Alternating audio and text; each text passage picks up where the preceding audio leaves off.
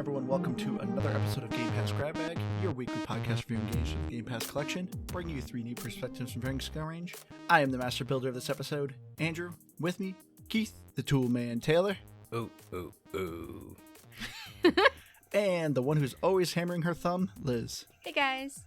And this week, me and Keith both picked this, I guess. Yeah, you were the first one who played it, and then you told me to try it, and I instantly fell in love with it.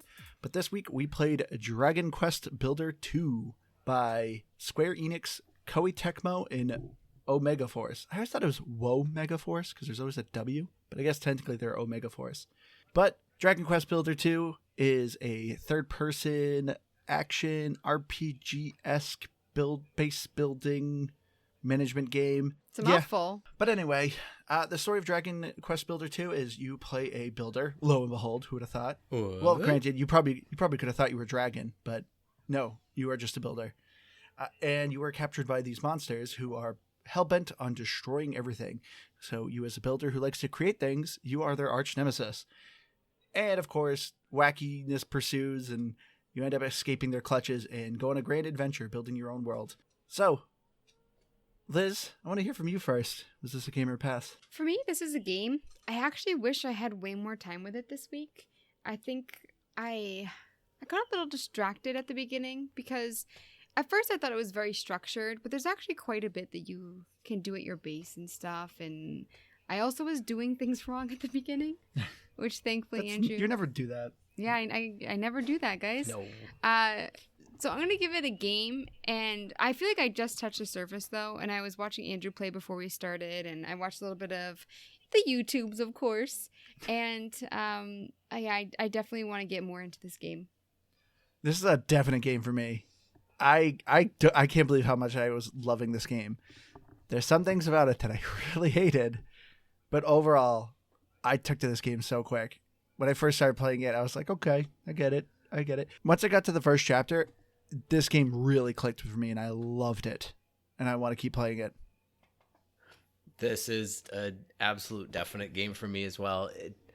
It was a game that I don't know, I'd seen, it came out. I remember playing the Dragon Quest RPGs, well, one of them way back a million years ago. And I don't know, so I thought I'd give it a shot.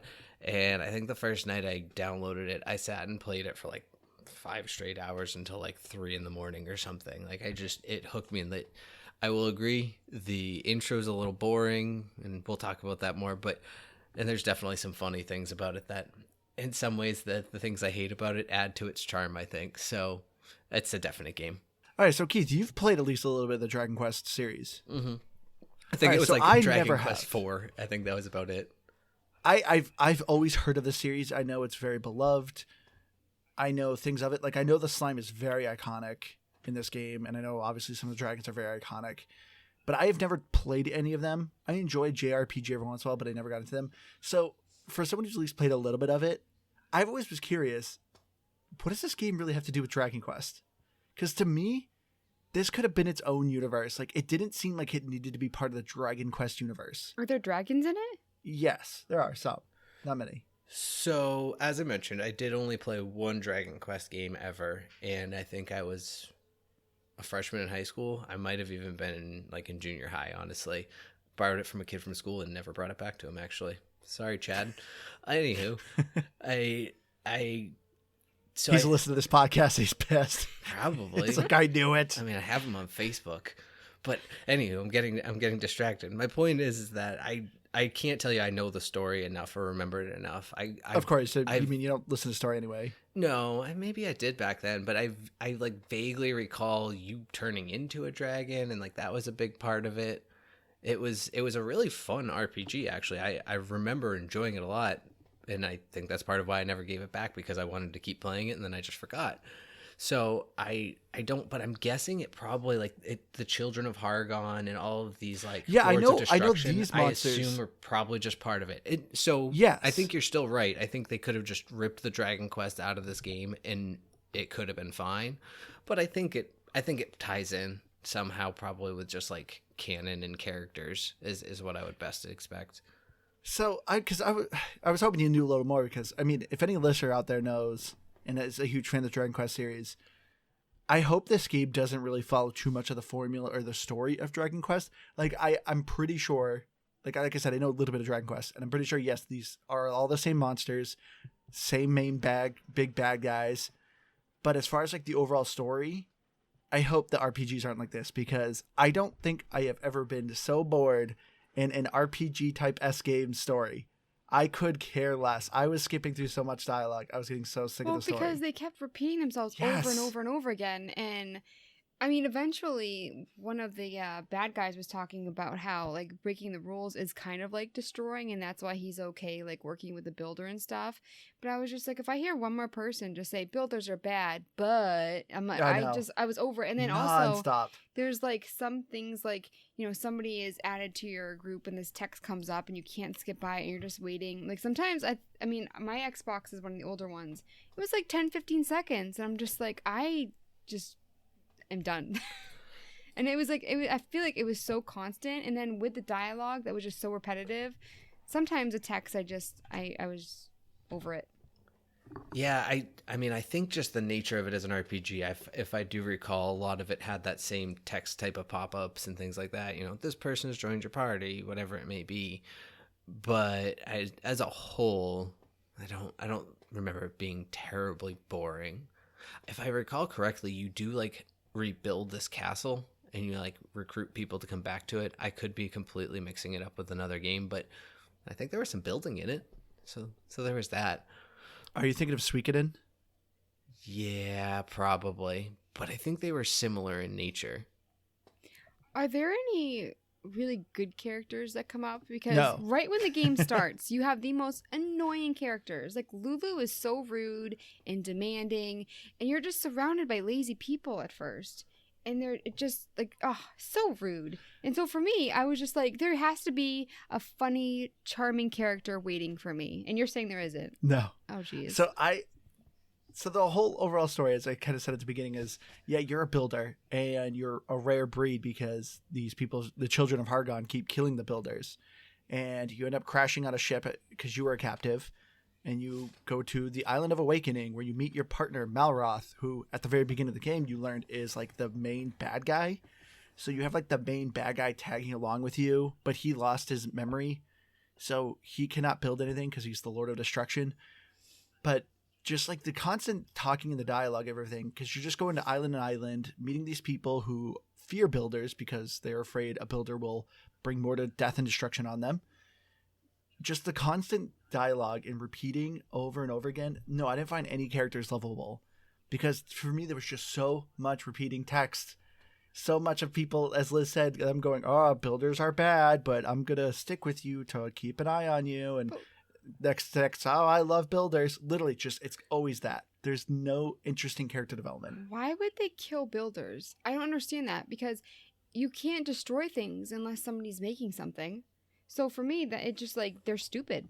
Well, I think that's why they kind of keep you alive. Yeah, but they're killing all you. Like, aren't you supposed to be like one of the last builders? Like, everyone's like, "Whoa, a builder!" Like, I mean, they're surprised. Well, I think they're more surprised that you're actually admitting it. For one, is that there's probably more builders out there, but they're just hiding. But I get what you're saying, and I mean, I guess that just you need a protagonist to be a protagonist for the sake of it. But I kind of, I don't know. I obviously didn't beat this game. It's very, very long. But I don't know. I feel like it not fully twist. Like, it's not going to be some mind-blowing like story plot twist or anything. But I don't know. I just feel like there's going to be more to it, as far as like he's not ultimately going to be the bad guy. I think there's going to be something there. But there was a few characters I liked, but you're right. There's absolutely zero development of anyone. Your character, as we just complained about 2 weeks ago in Dead Space, they don't speak.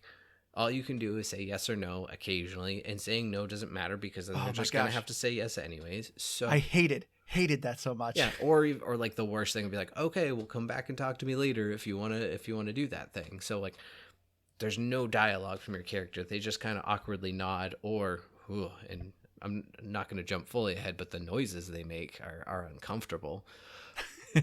But like, I did like Pastor Al on the first island. I thought he Yeah. was like, I don't know, he just seemed genuinely nice, and I don't know, it made me laugh because he was basically always threatening to destroy them. And you're right, repeating text a lot.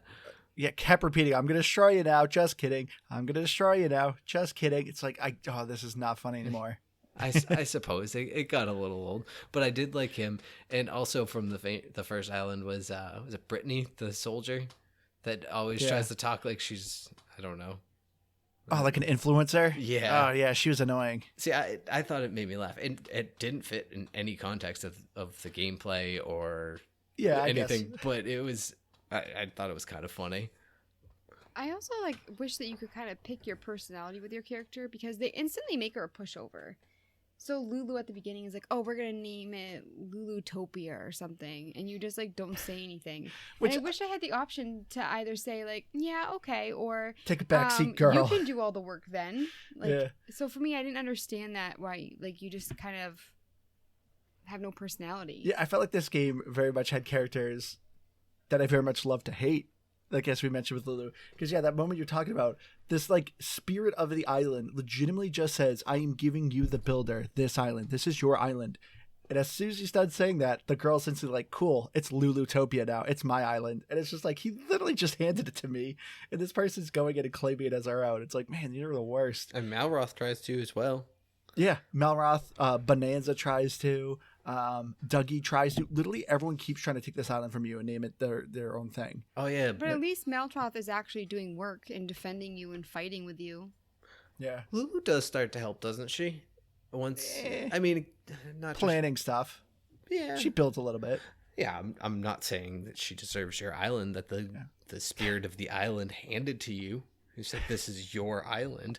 But at least she does help a little. I'll give her that. But yeah, another thing that you mentioned earlier, Keith, besides your main character not talking, another huge pet peeve of mine is when a game gives you fake choices. And I hated this game did that. Constantly, hey, will you help me? Yes or no. Doesn't matter what you say. Because then they go, oh, you must be joking. And it just repeats over again. It makes you say yes. It's don't give me the option. Just go with the story. I hate when a game fake gives you a choice. It's just because all it does is adds dialogue that you have to go through. It does. That you have to repeat. And it's just no. Just continue. If you're playing the game, then, or if you're playing Dragon Quest Builders, what I would tell you is, unless you're overly engaged in the story or you really like the dialogue, I don't understand you. But if you do, or unless you really do, turn the dialogue to the highest speed and just breeze through most of it.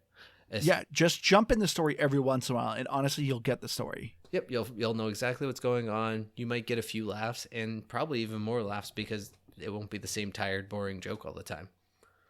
Yeah, well, I will say, as far as the story goes, there was some humor in it that I kind of enjoyed.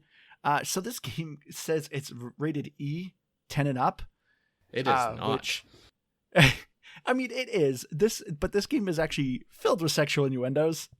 Granted, kids probably will not get them, but I will say this game was pretty perverted. There's at least a whole 6-hour stretch where it is, because that's how long you're in Crumble Cake for, it feels like. Maybe longer. I don't know. The place is called Crumbledon, but Keith always calls it Crumble Cake. But yeah, the second island, there's 3 main islands you go to. And the second island you go to is a desert mining town.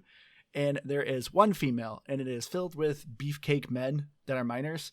And they all grew up with this girl. They knew the girl as a baby. And literally the entire chapter is literally about how this entire town and a stone golem is trying to get with the one girl. And some of the text is really awkward. Yeah, it's very uncomfortable at certain points. Because I know you say kids won't get it, and probably for the most part, but it's not completely hidden. It's pretty overt at points. But I always picture how many people are sitting at a table talking about all this perverted stuff to put in the game? It's just weird to me. I mean, granted, they're not saying overtly perverted things, but the context of what is going on in this town is kind of uncomfortable. Blatant. I mean, when she dresses up in a bunny leotard and they're screaming, dance for us, I don't know. And that they're gonna rush the stage. Yeah, I didn't quite understand that either. It was uncomfortable. So I would definitely, like, you can play this game around kids, but if they're smart about this and you don't want them to see anything like that, then I would say just skip through basically all of the crumble cake dialogue. Otherwise, I don't remember anything being too bad. It was just like that one weird island. It stuck out. There's no language. There's obviously like some other innuendos, like of hinting at porno magazines and sticky pages. Ugh. I did catch that one. Well, I feel like to a certain degree that's sort of the nature of like JRPGs. Like, I know this isn't, but it's removed from it, if you will, because it's in theory by the same writers and all that. So I don't know. I feel like there's some bits of that are just kind of always in those types of games. Yeah, I mean, so I enjoyed some of that dialogue every once in a while because it was kind of funny. But I mean, like I said, as Keith said, the crumbled in area some of it even made me a little uncomfortable. But yeah, the dialogue as far as the story went, I'm on the last chapter, which is by far the best chapter. I like story wise and everything. But overall, yeah, I highly recommend what Keith says. Just do max speed text and just read every once in a while. Did you find the story interesting at all, Liz? I did, but I just figured that it was going to take so long to get anywhere with it. And maybe I was playing a bit slower too, but I kind of just was like, do you know what? I'll eventually figure it out. So I didn't really get too involved in it. I think one thing that I really liked with this game is that the people that are asking for things, it's like it actually makes sense. So you have a bunch of people and they're like, can you make us like a bathhouse? And so they make a bathhouse, and this guy's like, hey, do you know what? I don't like to poop in front of people. Can I have like a small little bathroom? And it's stuff that like other games I feel like don't really think about. I definitely wish that there was, because you have a template for the bathroom, so you know exactly the bathhouse, and you know where to put all the stones and stuff. But a lot of the rooms, they're like, you need to make a small room, specifically a small room or a medium room, but they don't tell you like how big it's going to be or anything. So I wish that there were more templates in the game. I think that would have been more helpful, because otherwise I thought that the map was very helpful, the fast travel was really helpful, but that's something that kind of got frustrated, so I ended up having to like keep cutting a room until I got to the right size. Yeah, I'm sure there's some sort of guide on like how you could figure out like what square blockage, I guess, would be like small and all that, or probably figured out just by a little bit of trial and error.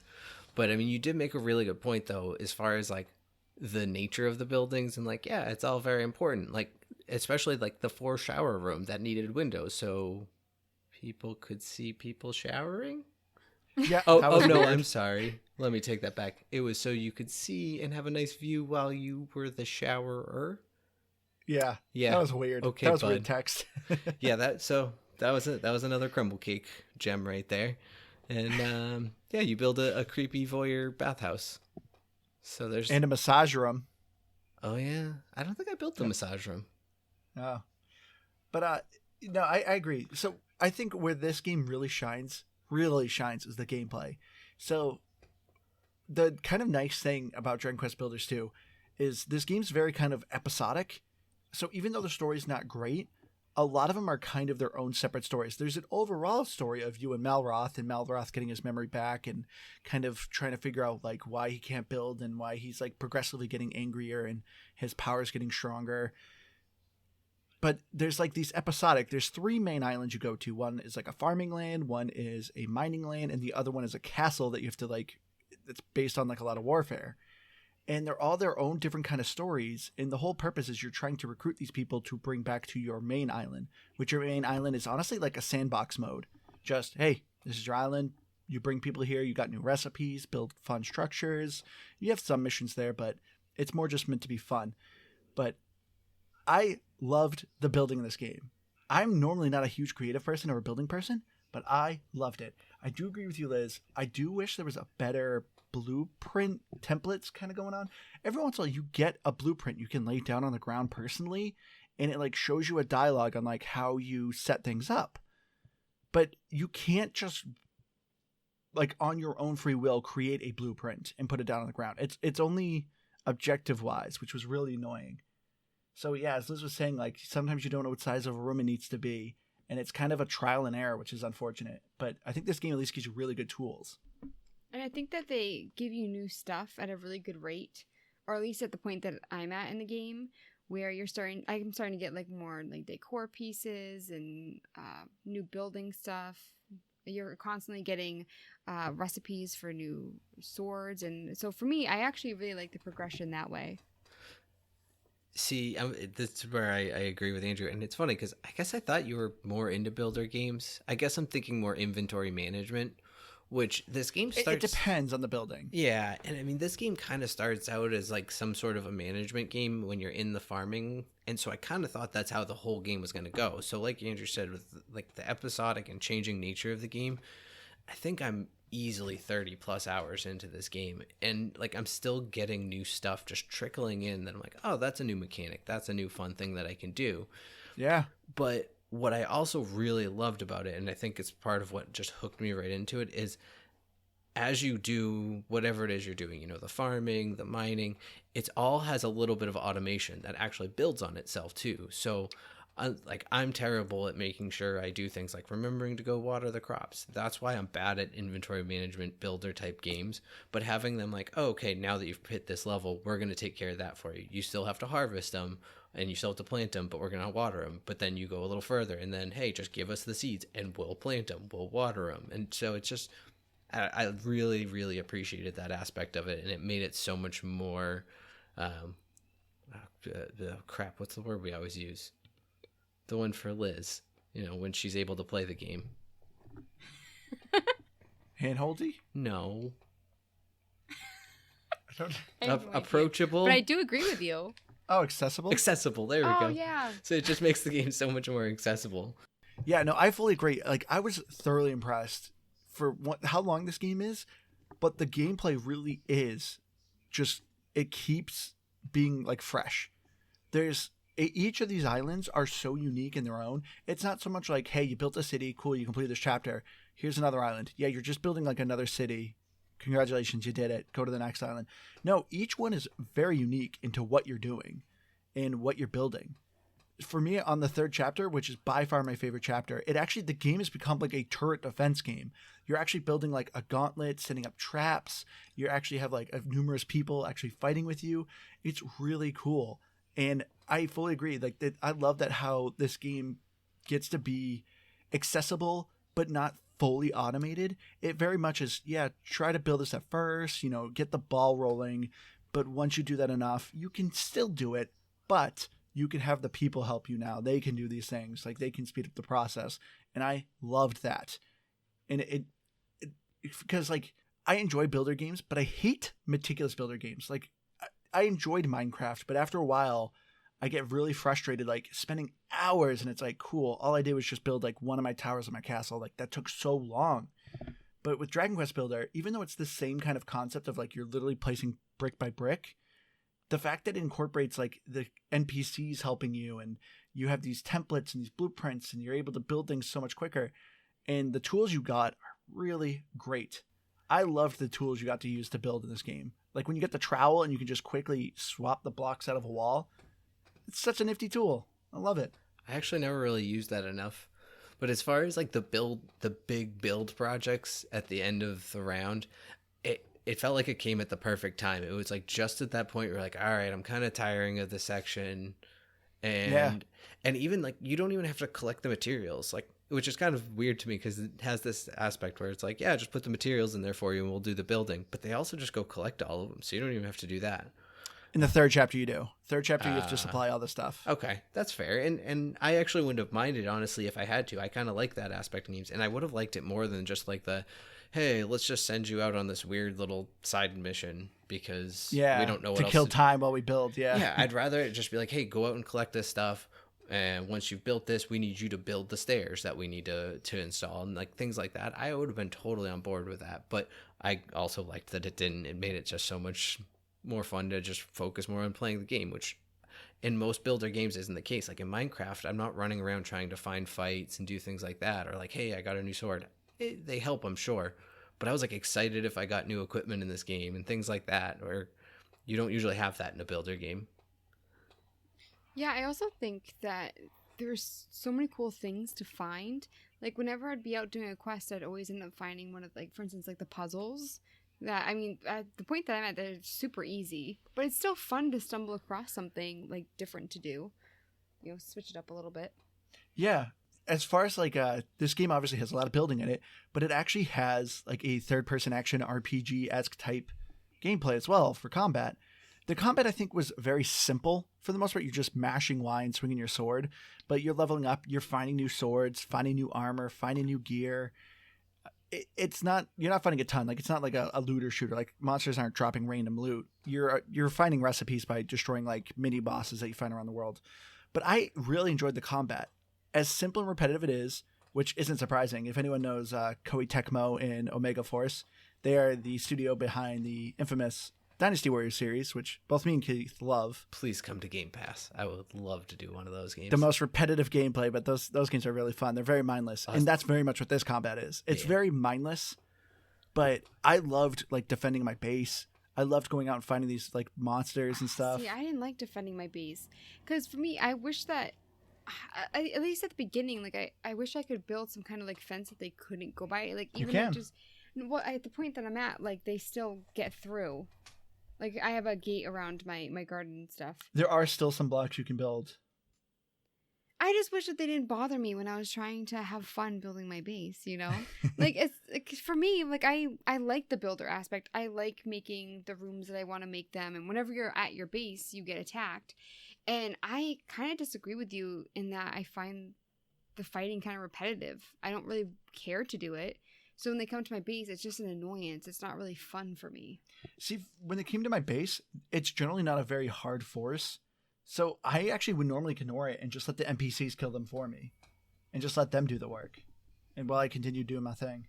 Yeah, because I don't think they did enough base damage. I don't think I ever lost more than like 5% of my base integrity. And if it was a big battle, it just automatically rebuilt for you too. So it wasn't even like a real big loss if they destroyed your entire base. Oh, I didn't know that. But still, I mean, I do think that the fighting is repetitive because, like you said, you're just hitting Y over and over and over again. It is. And when you're going around, you're still, every once in a while, you'll come across a new enemy. So on the first island, I was really surprised to see those like zombie hands reaching out at me. But you're seeing a lot of the same enemies over and over and over again, and you're fighting them the same way. So for me, it was eh. Yeah, and enemies for the most part aren't too unique. Even the bosses, they all literally have 1 to 2 like attack moves. So none of the fights are really overly complicated. If you start to lose, you literally just step out a little bit and let the NPCs continue fighting for you, because you always at least have Malroth with you. And that guy hits like a truck and he has a ton of health. So for me, I'm always just like, have at it, buddy. Yeah, because when you're making swords, a lot of times you'll get a recipe that's specifically for him, and his swords are always stronger than mine.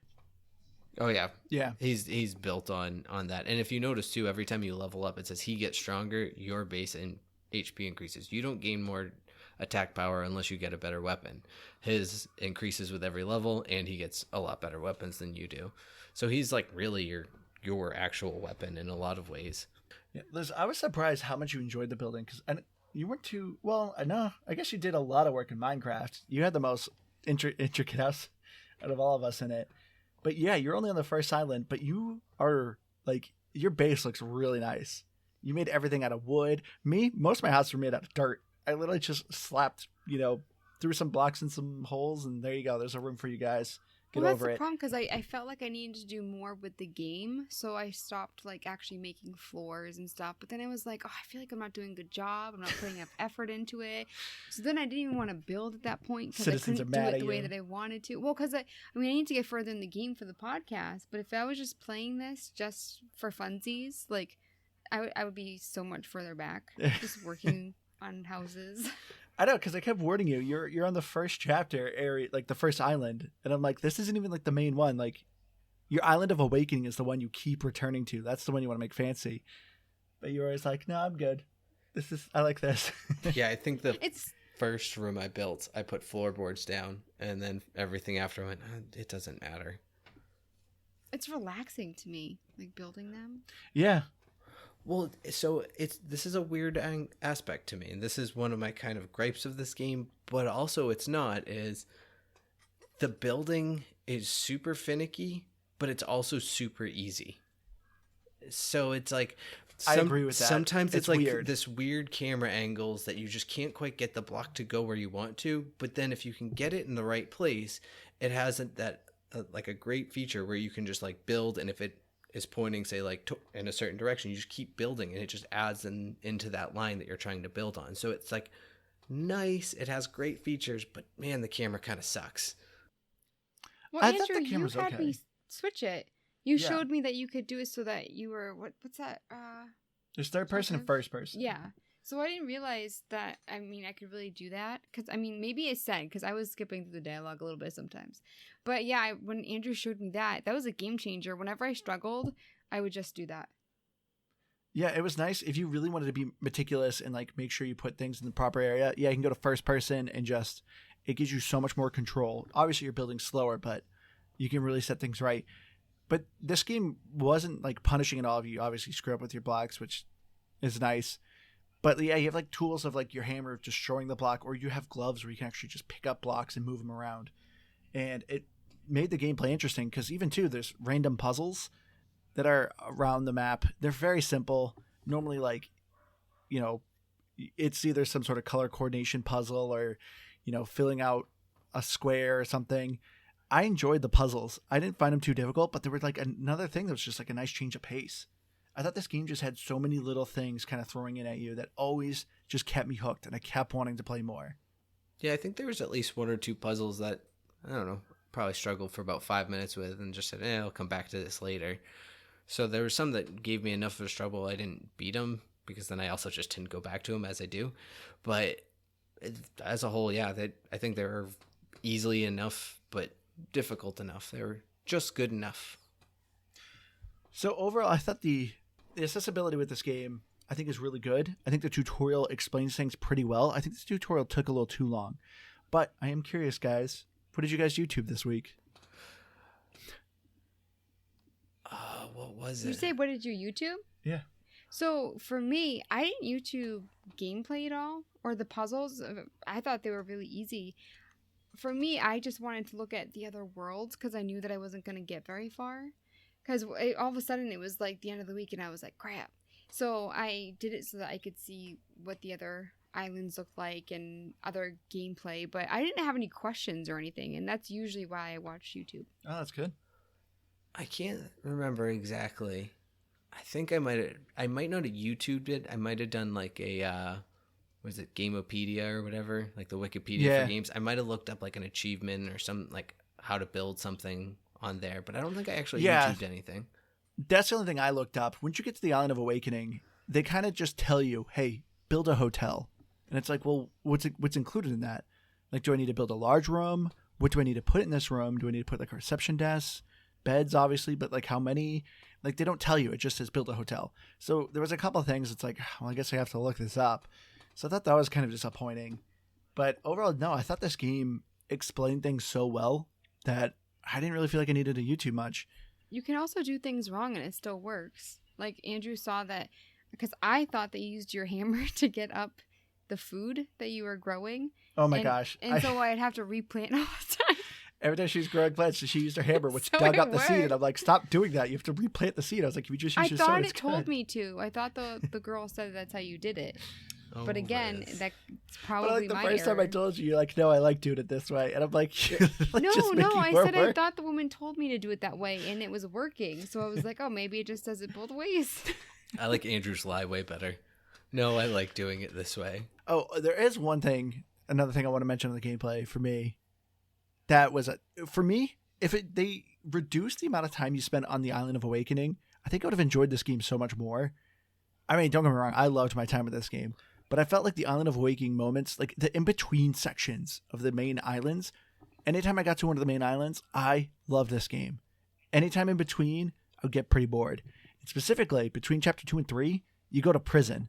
Mm-hmm. And that segment for me, it took me like 2 or 3. I had to stop a handful of times because I was like, this is so boring. Prison isn't supposed to be fun though. So But the segment honestly outstayed its welcome.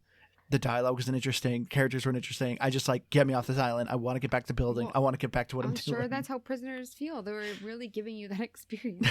I don't think that's what they're. I don't think you're wrong, but I don't think that's what they were going for. They wanted to go for the real hard prison experience. Yeah, You can't fast forward time. You have to sit here. I was definitely trying to push through, and I don't know how far I got through the jail, but I got to the point where you're like trying to stealth your way around, and that was where You're pretty far. I had to cut it there because it's easy enough, I'm sure, but I had just done it a few times, and I was getting, like you said, sort of bored with the game at that point, unfortunately, that I just went, I'll put this down. It was also getting very late, and I needed to go sleepies, but it also just, the jail sucks. It really does. Yeah. But you know what also I thought for me kind of sucked is also the graphics. I was not a huge fan of the graphics. Some of it I thought was okay. For me, there's like a handful of things that just really annoyed me, specifically the character models.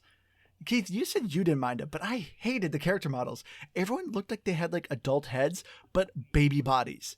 They had the tiniest hands, but like chunky torsos. Everyone looked like a baby. And that's also what made the whole crumpled in weird guys hitting on the girl thing, because to me it like she looked like a baby and it was like, this is weird. I kind of agree with that, and I felt like there was a lot. I mean, you're seeing the same monsters, but they'll have like a different color. Like the slimes, there were different colored ones. A little bit, yeah. I did like that they changed the atmosphere when the spores came in and the sky kind of turned pink. There was another game that was really good that we played. I forget what it's called. It's the one where like you do the zip line thing to different islands. We played it all, the three of us together. You have a base as well. You're defending your base.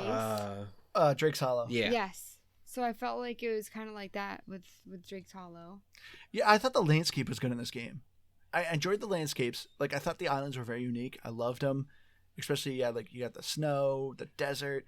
It was Those are very cool. clear when there was something that you need to pick up.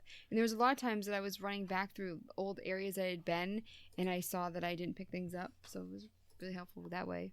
Yeah. For me, okay, overall, I enjoyed the graphics. I just hated the character models. I couldn't get over it. I hated them.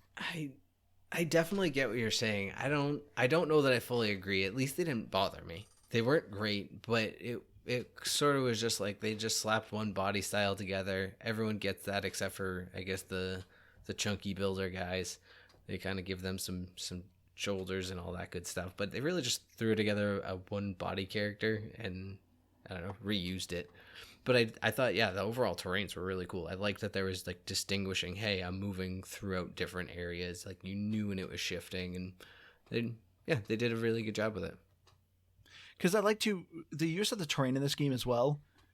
As you're progressing, the land legitimately feels like it's changing and transforming. Like I actually felt like I was progressing. Like in the very first island you're in, like all the soil's like poisoned and it's all like gross looking soil. But like as you're just progressing through the game, like the environment itself is improving. Grass is getting greener. Like you can have more soil. I really loved the use of the terrain. Just them bodies I did not like. Yeah. Also, like, this game does a very anime thing of super generic looking people, but then you got the super detailed people with crazy hair, and it's like, guess who the protagonist is, or guess who a main character is. Yeah, there's definitely a lot of that. Which I do kind of like a little bit with the dialogue, because they kind of make jokes about it a little bit in the first one, because you pick up quests from some of these generic looking dudes, and they're like, do you remember me? And if you say yes, and he's like, wow, I didn't think you would recognize me looking because I look like everyone else. They kind of make like a joke about it. They also did that motion, like that yippee motion that they do in a lot of games. Yeah. Where like you complete something and then like spin around like, yes. You and Malroth are always giving high fives. Yeah, I mean, exactly, I yeah. do love that when you teach Malroth to give a high five. So that's kind of fun. He describes it as like smacking fist. Keith, the way that you said that was fun was the least fun sounding thing I've ever heard. that was fun. That was fun. I enjoyed that moment in time. Let's all slap hands together. As funny as those were, though, I hated kind of the cheering moments, because there's not a lot of sound in this game. But yes, there's so much repetitive noise. Yeah, huzzah! Like, it's just this weird... And it's a lot of it. There's no voice acting. So every once in a while, yeah, the most you hear is like expressions every once in a while. And once your town starts getting big and you have a lot of people, you're just hearing a lot of huzzahs kind of around, and it really got annoying. Yeah. I didn't really care for the music that much either. Yes. The regular music and the enemies are nearby music. Not, like whenever it would switch, I would like become attuned to it. Like I would just like it would it was too much for me. The music, I give a definite pass. Yeah. This is a game I would actually recommend you mute and just listen to your own stuff. Well, so it's funny, and this is one of my gripes actually, is I did that for a while, but they do use the music in ways that are helpful. And it's unfortunate. A little bit. And yeah, exactly. And that's what's frustrating about it is I don't think justifies it though. It doesn't because like I guess yeah, I'm thinking of the example where on one of the islands you have to build somebody a room and the music changes if you're too far out of like your area to build it. And as soon as I had that prompt, it was simple, but I had just A, not been paying attention to it, and B, not been using like in-game music for a while, so I had no idea that was even a thing until you told me. But that said, Yeah. I also played like 4 hours of this game with just my own music playing in the background, so you don't need it, but there are aspects that they use it, and I don't know. It doesn't make it unplayable without it, but it's frustrating. Yeah, that's like the only justification I would say. Because there is specific town music. For me, it was mostly on the second chapter when you're in Crumbledon. I think it's like Grumbledon. I feel like we're completely just mispronouncing No, the place, I think but it's whatever. actually Crumble Done. Yeah, like Crumble dash Done. And it's But your main starting town is really small. And yeah, if you build a base outside of the music, which is considered out of your base zone, it does not count the room. So even though you may put like a sign saying this is your room, they will not sleep in it. It doesn't count. So the music kind of helps you figure out where your borders are, but does not justify the music. And also, yeah, there's battle music, so you know if you're being fought or something like that. But the battles were so easy. Even if you didn't know you were being fought, you can easily run away, so it's not a big deal. Yeah, honestly, mute the music. Because for me, the music at best was elevator music. Is what it sounds like. Yeah, it's not very good. It sounds like they pulled it from like Dragon Quest 1. And they're just like, sure, slap this in this game. Yeah, and the sound effects of the slashing and the monsters, all really, really repetitive. So, yeah, I would recommend muting this game, actually. Yeah, I don't think you're going to miss out on anything if you do that. No. But then, of course, the next thing you want to get over it. Man, I feel like this is a short episode. I feel like I had so much more to talk about, but I can't You're think gonna of it. remember everything after we're I done. know. Once I start playing, I'm like, oh, I love this. I want to talk more about it. Anyway. But yeah, the next thing, of course, talk about is the achievements. And You guys were very close this week. would not recommend the achievements they're neither really fun nor are they for achievement hunters. The time to beat for Dragon Quest Builders 2 is 56 hours if you're doing the main story. If you're trying to do about everything, you're looking at about 114 hours. So this is not a short game. No, that's So crazy. don't recommend it for achievement hunters. A good amount of achievements you're getting from progressing in the game, but there's some relatively fun ones, like sitting in the ocean for 2 minutes. Oh, that was I a hate Some people might those. consider that fun. No, why do games keep doing this? Where like, oh, stand still for an hour, sit for 2 minutes. It's like, are you guys like that lazy with your achievements? They're just like, oh yeah, just sit there. I agree. I don't know why it irritates me because in real life, if you're like sit for 2 minutes and you win something, I'd be like, okay. I know, but yeah, it's like literally the opposite of like an actual achievement. Like, congrats, you sat there. 'Cause, yeah, it's just tedious. But Keith, you said you played like 30 something hours, right? I mean, I'm purely estimating, but I'm pretty sure I had to have put in well over Yeah, 20 'cause- plus easy. Keith, you did 280, 13 out of 31. Andrew, 290. You guys both played this game a ton. It's not a lot of achievements. No, it's not. No. And then me, I mean, I got 60. Ooh. Nice. Yep. So I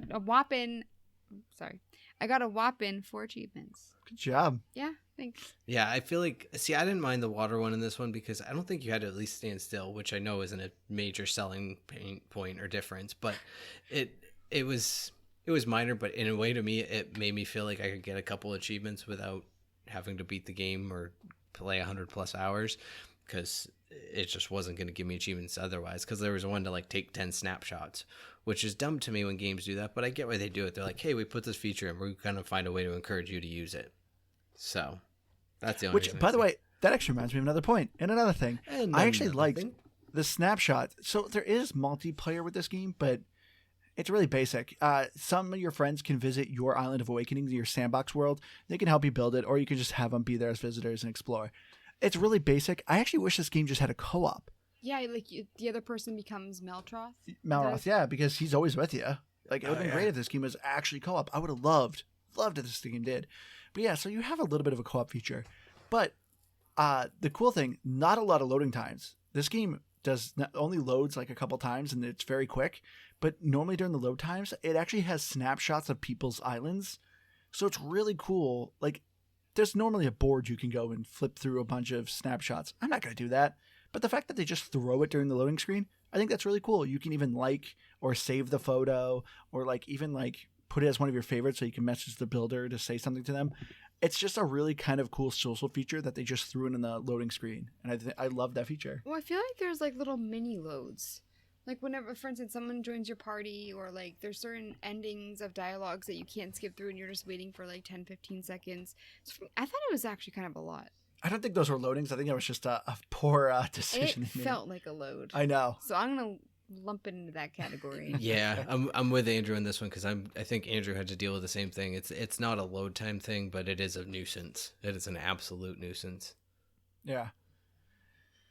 But getting into our final thoughts, so for me, as I said, this is a definite game. Even though I know I complained about a lot of things of this game, not a huge fan of the character models, don't like the music, don't like the story.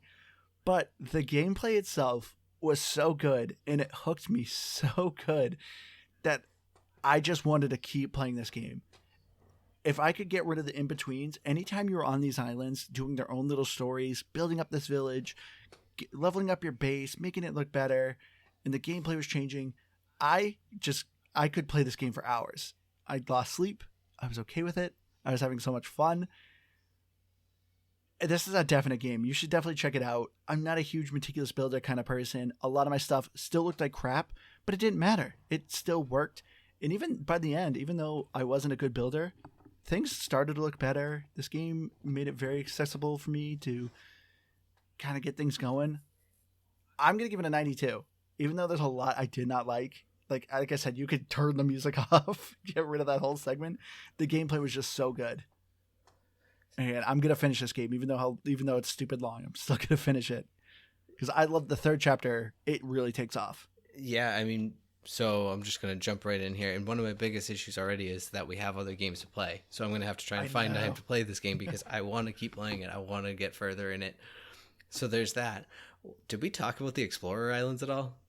I feel like we... Oh, no, we did not. So I'm just going to start with some other things real quick before we get into it. Because I'm sitting there, I'm like, this feels like a short episode. I feel like I have so much I want to talk about. One of the actual biggest, like, in-between things, if you will, or to use Andrew's words, is that there's these mini islands that you can unlock throughout it that I'm in between on, because I'm with you, Andrew. I think it kind of just feels like busy work, but it's a nice change of pace where you go to these islands and basically just you explore them and you look for, it's like a little treasure hunt. They give you a list of things that you need to discover, and if you do, you get an unlimited resource of a particular type. And it sounds like from what Andrew was telling me, some of them are good. You can get like some really good quality metals and stuff. So like that aspect I think is just really cool, and just another way that you can easily bury 100+ hours into this game if you want to go into everything that it has to offer. But yeah, from the time I picked up the controller on this game, well, no, I'm not going to say that the second I picked it up, because the intro is really boring. When you're on the ship, like, don't let that sway you. It's slow, it's tedious, but it only takes like 20 minutes. Just get through it, and the game gets so much more fun. Once you get to Faro Fields, that's when it really took off for me. Yeah, because even it was a little bit fine when you get to the Isle of Awakening originally, Yeah. but yeah, when you get to the first actual island in this game, it just becomes so fun, and it only takes maybe an hour or so to get there if you just play straight through it. Take the time and do it, at least if you don't have some vile hatred for builder games. The music kind of sucked, the sound kind of sucked, so yeah, take it out, but I could take it out, so I'm not going to fault the game for it. It had some weird dialogue. It had a lot of weird dialogue. You can skip most of it. The gameplay is fun. I had a blast with it. it might already be my front runner for favorite game we've played this year. Not game of the year necessarily, but favorite game we played, a category that I just made up. So I'm going to give this game a burning 95. Does that work? Dragons or something? That was a stretch. I know. You didn't do one, so I had to at least. I sorry, didn't think about it. But you actually reminded me of another thing that I really love about this game, and that is bag space. You have a bag that literally can hold everything. You have like 10 pages of just bag space. I almost never filled a second page. So yeah, you do not have to worry about inventory management in this game, and I loved that feature. Anyway, sorry, Liz, I'll let you go. You guys talked me up a bit. I think I'm going to give it seems a little low compared to you guys, but an 85. The dialogue and the characters, it just really irritated me. Gameplay-wise, I really liked it. Solid. But a lot of the gripes that I had, you listed, the music. I was originally going to give it an 82, but they only give it an 85. Yeah, that sounds good. Metacritic TBD for both users and critics. But one critic that gave it a 70 said, Dragon Quest Builders 2 is going to be the perfect game for some people and the most tedious of ones for others. Presenting a more directed take on the classic Minecraft structure, this succeeds at retaining that creativity while actively giving players something to work for and something tangible to do. But more impressively, Builders 2 never feels like a pale imitation. Well said. So yeah. I don't like their score, actually, that's good. but it's very well said. Yeah. I felt like that was really love for that game. That's like someone who is on the spectrum that they didn't like it, but couldn't really say anything bad about it. So they're like, 70. But some people are going to love this, not me. Yeah. All right. So there you have it. A review of Dragon Quest Builders 2. Thank you all again so much for joining us. I've been your hardcore gamer host, Andrew. You can find me Xbox Live at Firebird01952. If you have any game suggestions, we got quite a bit coming up, but if you have any for us, we'll add you to the list. You can email us at gamepassgrabbag@gmail.com. Follow us on Facebook, Game Pass Grab Bag, to see our pictures of our reviews for any of our past games. Yeah, to that point, if you post it on our Facebook, other people can see it too, and then, I don't know, you can help push people's picks to maybe get them done sooner, or vice versa. Post your own, and someone else can say, hey, I want to hear that game too. So that's going to be my outro for this week. I've been Keith. And I'm Liz and Noob, gamertag Count19. I'm on Twitter at Liz and Noob. Noob is EW. Alrighty, everyone. Thank you so much for joining us. Love you all. Hope to see you again next week. Bye, guys. Bye.